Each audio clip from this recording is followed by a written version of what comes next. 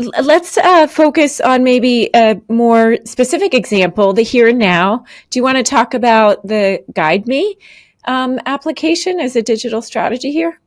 Yeah, so one of the tools that New York Life developed actually was during COVID to facilitate agents selling and doing some financial planning is this tool called GuideMe. And GuideMe is really, in my opinion, really compelling and interesting. It's a tool that our agents um, leverage while we're meeting with clients. It's a shared screen experience. So imagine an advisor sitting with a client and they're both looking at the same screen. And what Guide Me facilitates doing is, having a guided way by which a client's needs are understood, how that's mapped to financial goals that they might have, and then how our financial product then might best suit the path that they want to and the goals they want to achieve. And the interesting and amazing thing about Guide Me is like it has an incredible potential to have AI pervasively through it, whether it's like with of course with consent, like listening and understanding what these needs are, whether it's aggregating various data sources, unstructured and structured, to kind of like stitch together a plan, and whether it's actually like projecting what that plan would be and the multiple ways to get there and maybe the optimal way given the situation of a client. So like the opportunities are really robust there. I mean, you can almost even imagine how that might morph into an AI teammate that really just helps out our agents, not just explicitly in those in client meetings, but even beyond that. So all of this stuff is just strategic and conceptual in nature. There are things we've discussed, but not necessarily put like deep bets on any aspects, or at least not ones that I can talk about. But yeah, no, we're really optimistic about how, in general, the agent and client experience is going to be completely supercharged by AI. What's your take then on how much of this will still be human advisors versus pure AI advisors? We think human-led, protection-first, holistic advice and guidance is really the key here. And we have amazing advisors. We have amazing agents throughout the country. And what we're really focused on is really enhancing them and trying to make their lives easier by having AI at their side.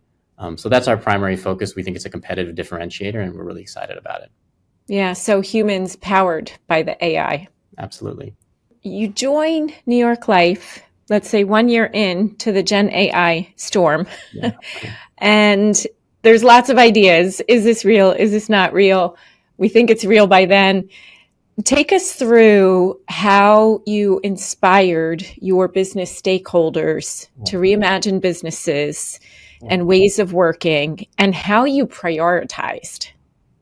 Yeah, no, it's a great call. I think for many folks, it's been a pretty wild journey since that fateful, November 2022 when ChatGPT was launched.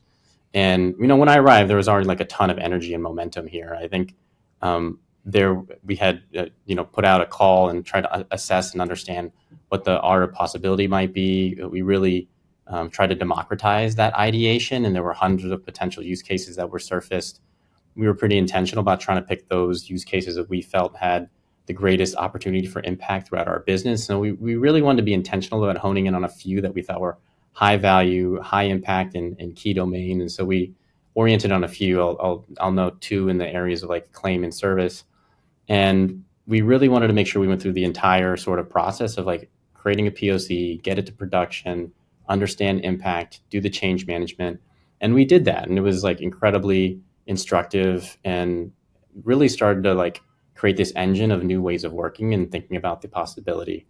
I think, we've also had two other aspects of what I would call our AI portfolio. So in addition to these focused use cases, we've really leaned into democratization. So putting AI tools in the hands of every single employee here at New York Life, and OpenAI and ChatGPT Enterprise is one way by which we've done that. Microsoft Copilot is another.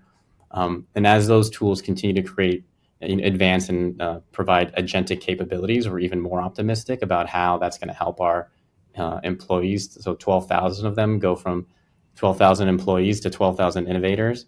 And then finally, the third sleeve is the one that you mentioned, this notion of like domain reinvention. And the amazing part about that is our business leaders are, chomping at the bit to use this as an opportunity to really re-anchor their aspirations. I think the thing about AI is it's not an easy button, but what it does do is it really opens the realm of possibility. It helps us like aspire to do more than we ever thought we could before. And then of course, like the actual solutioning involves like technology, data, change management, business process reengineering. There's a lot of tools that go into a true reinvention of a domain.